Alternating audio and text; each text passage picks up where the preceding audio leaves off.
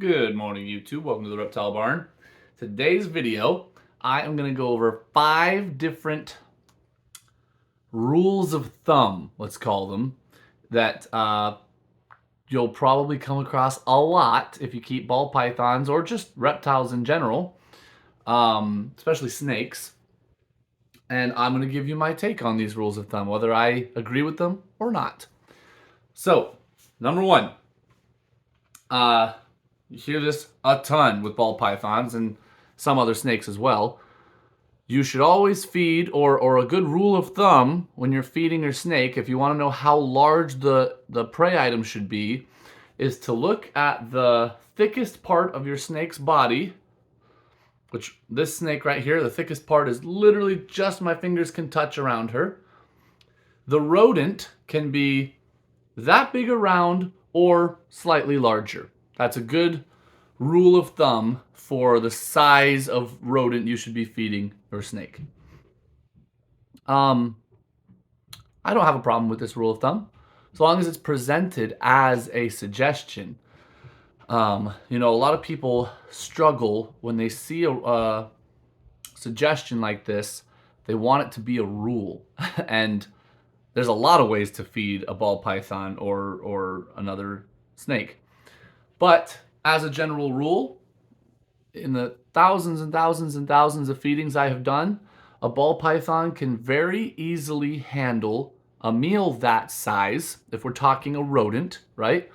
A rat or a mouse typically that's, the same girth or some just slightly larger than the thickest part of your snake. A ball python can handle that meal easily. You can swallow it easily, they can digest it easily, and you're still going to get good growth from your snake. So I like that rule of thumb. Just keep in mind that there's other ways to feed snakes. Some people might be feeding their snake less frequently than typical, and they might be feeding them slightly larger meals than that. And as long as it's not crazy larger than that, I think that's completely fine. Other people, and this comes up with me, I have a few snakes that won't take rats. They get mice. Obviously, I don't have mice that big around, so I just give them multiple mice per meal. Does that make sense? Because I don't want to increase the frequency of meals to a crazy degree where they're eating every 3 days. So I just will feed them however many mice I feel is an equivalent to what that appropriate size rat would be. Does that make sense? Hope that makes sense. So that is my rule of thumb number 1. And I'd say I like it. It's a good rule. Second rule of thumb that I see on the internet a lot, people come across it and they call me kind of in a panic, is a ball python should be kept at 60% or higher humidity. I'm going to kind of initially give a thumbs down, but there's a lot of caveats to that thumbs down.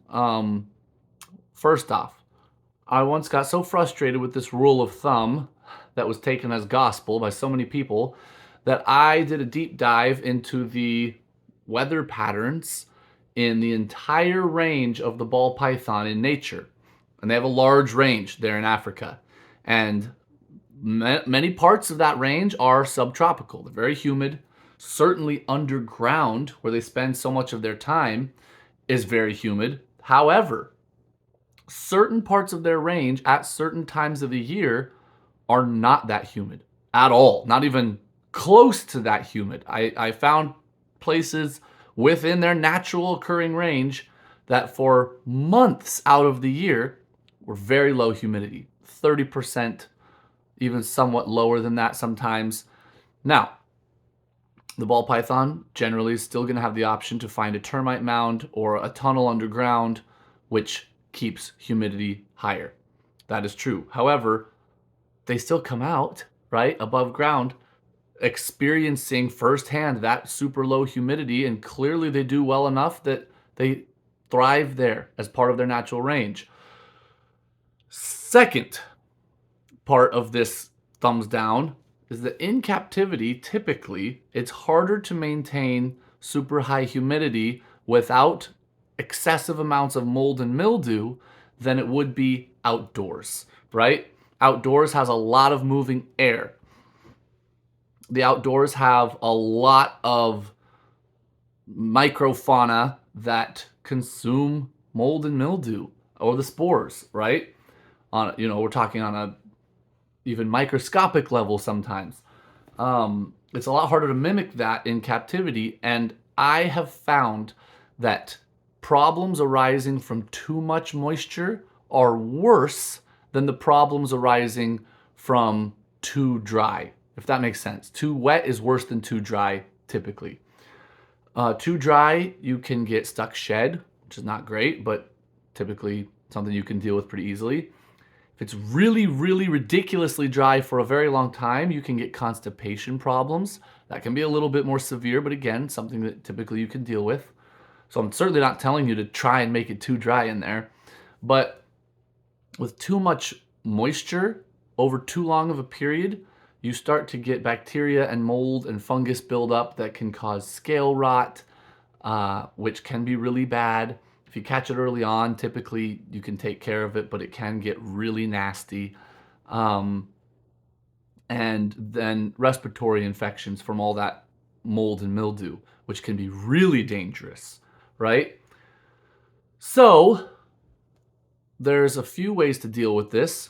I feel like uh, probably the best setup, honestly, would be a large terrarium with a fully bioactive setup. Because that's going to, and by bioactive, I mean you have live plants in there, you have live insects, um, and soil life with the isopods, springtails, maybe beetles, earthworms, that kind of thing. Because that environment and live plants, really good strong lighting, that will allow for more of the natural competition with mold and mildew so that those things will stay minimal, right? And the live plants and real good thick layer of soil will also naturally maintain air humidity a lot better. Um, you're also able to spray a lot more because the plants soak up that excess moisture relatively quickly rather than it just sitting and pooling in there for who knows how long, as stagnant water. So that's a great option. Not everyone's going to do that, and that's fine.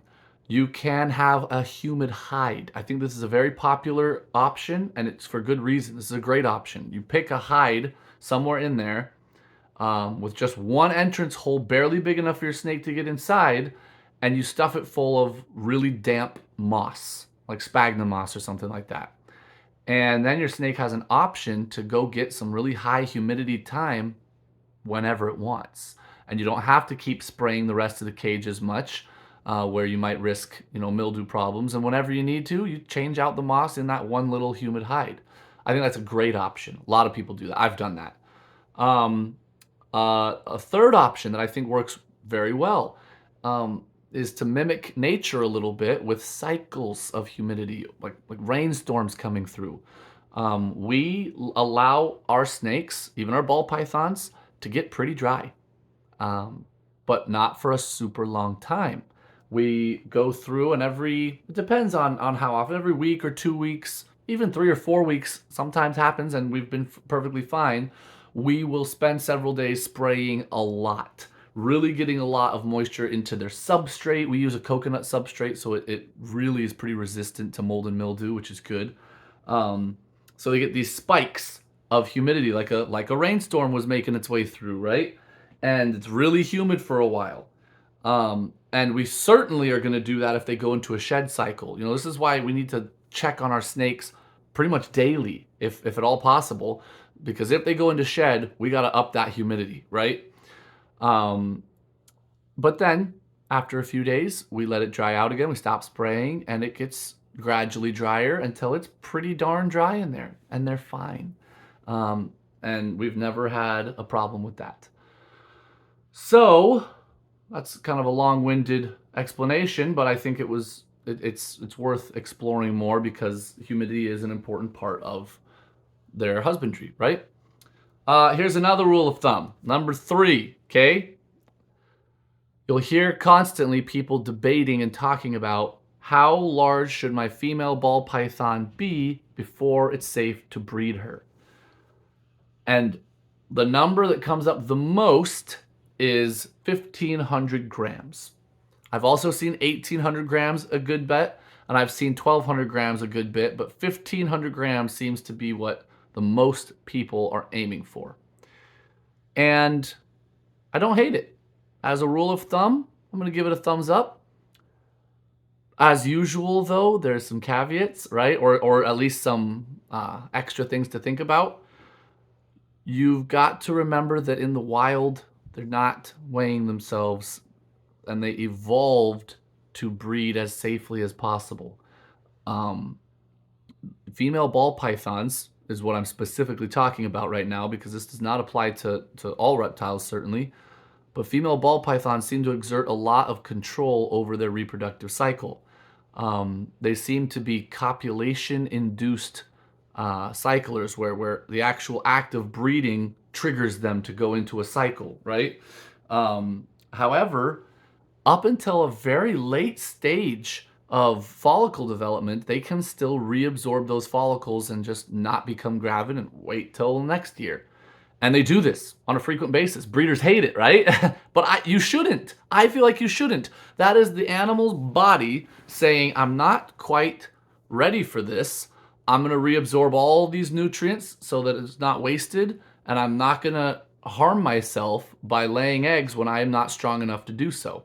Or maybe they don't have enough calcium, or whatever the case may be. I don't know. But their body has this natural mechanism for kind of breeding in a safer manner, right? Where they're not just going to wear themselves out, because they can't tell us. They can't tell us that, oh, I'm not feeling it. You stick a male in there, they breed,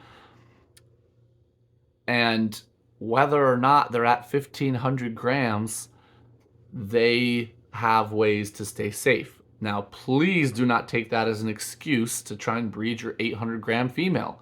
I'm just saying that while it's a great rule of thumb, it doesn't come from any specific biological factor. It's just people have come up with this and they seem pretty comfortable with it. It seems to have had pretty good results for people. I will just say one more thing on this topic real quick. The speed at which you attain 1,500 grams possibly could matter.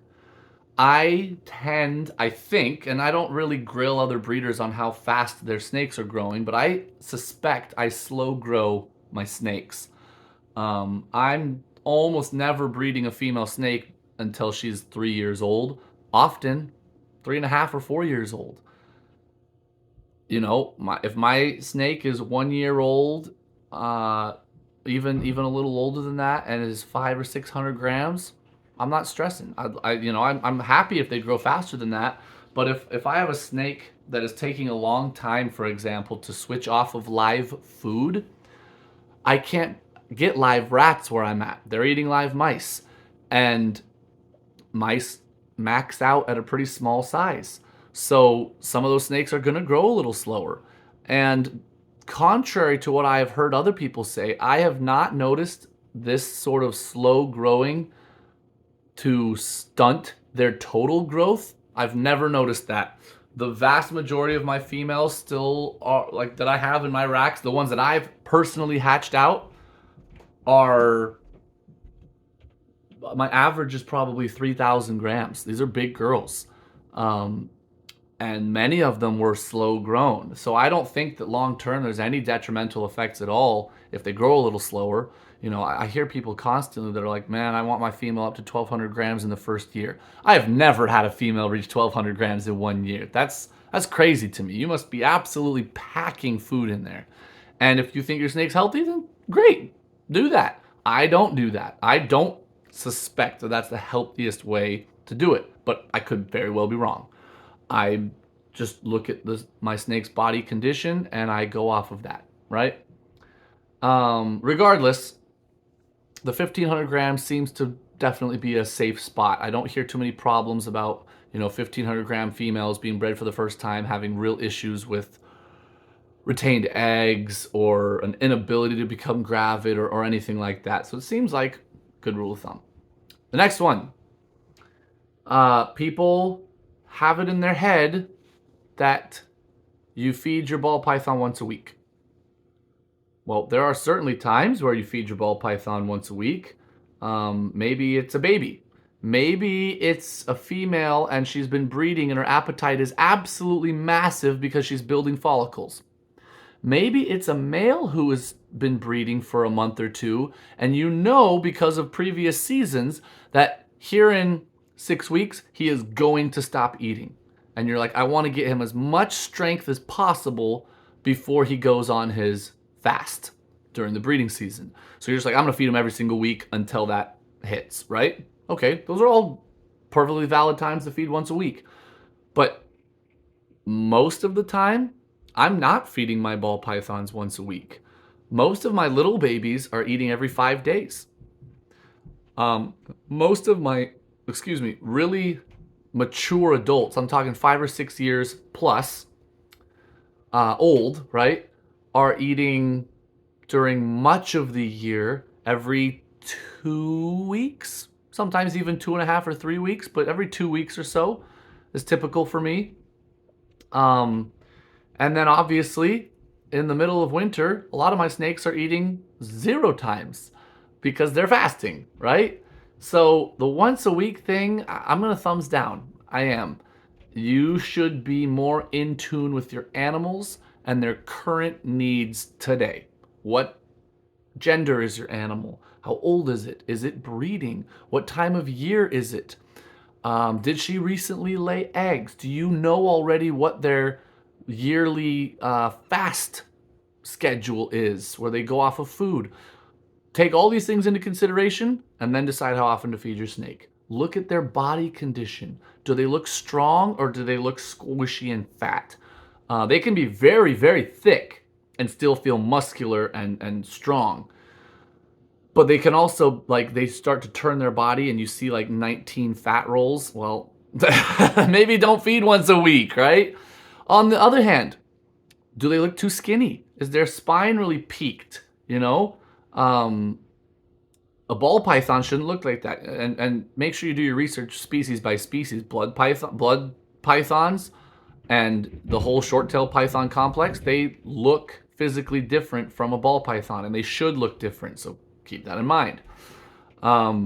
Anyways, so I'm thumbs downing that rule of thumb. And the last rule of thumb that I'm also giving, I'll give a sideways thumb, is that as a feeder, rats are superior to mice.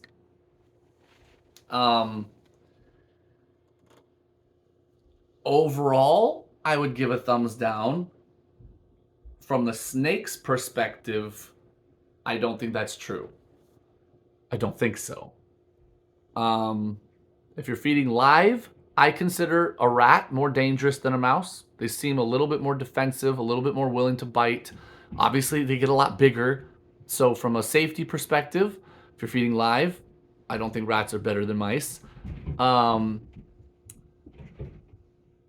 think really it comes down to size. People are like, well, they grow faster on rats. Well, yeah, if you're feeding them more total volume, more mass, because rats are bigger, then of course they're going to grow faster. But if you have 5 adult mice and it weighs as much as your rat, and that's your choices of feed, they should grow about the same. And mine, where I've done this many times, that has proven to be the case. So I don't think that they're healthier. And I'm pretty certain, because I've searched extensively, that a true scientific level, not a hobbyist level, but like from scientists, from herpetologists level of like animal nutritionists, right? A true dietary requirement study has not been done on ball pythons. The exact fat to protein ratio that is ideal for a ball python. What kind of gut flora do ball pythons have? I don't think that's been done. So to say this is healthier than this, well, says who, right? How do you know that? We argue about human stuff with nutrition, and we've been studying it extensively. There's been billions of dollars poured into this, and people argue and aren't certain about different nutritional things with human nutrition. So to just say straight up, well, rats are more healthy for a ball python. How do you know that? Well, they have less fat per volume, and that's what ball pythons need. You're sure of that? How do you know that? However, the reason I give it a sideways thumb is because typically, because of the size that these snakes attain, this species, a rat is going to be much more convenient. I don't mean that in a selfish way. I just mean if you're taking care of a pet and you don't have an hour and a half to sit there and put a mouse in, wait till it kills it, wraps it up, swallows it down, and is ready for its next one. You know, you have a big old 4,000 gram female. That's a lot of mice she's going to need, and it's going to take you forever to feed her. So a rat is going to be better, right? Of course. However, if you have access to African soft furs or gerbils that your snake likes better, there's a mounting body of evidence from keepers that the snakes will fast less. It's closer to their natural food that they evolved eating, and they seem to fast less, skip less meals, have a stronger food drive in general, and if they do fast, it's for less time. That is what I've heard. So maybe those are the best, and the whole rat versus mouse thing is stupid. Regardless, those are my 5 rules of thumb. The first, thumbs up. Your rodent can be about as big around as the fattest part of your snake, or a little bit bigger. I like that. 60% humidity thing, I'm going to thumbs down. The 1,500 grams to start breeding your female, I'm going to give that a thumbs up. Feed your snake every week, I'm going to thumbs down. And rats just being superior to mice, sideways thumb. There you go. There are my 5 rules of thumb. And we scored, what was that? 1, 2, 2.5. 2.5 thumbs out of 5. So anyway, hope you guys enjoyed that. I know it was a long video, but these are things that come up a lot. I get asked these things a lot. I've asked these things a lot. So thought I'd put it all in one video for you. If anyone cared to just sit and watch 20 minutes of talking about ball python rules of thumb. Thank you guys so much for watching. Until next time, we're the Reptile Barn.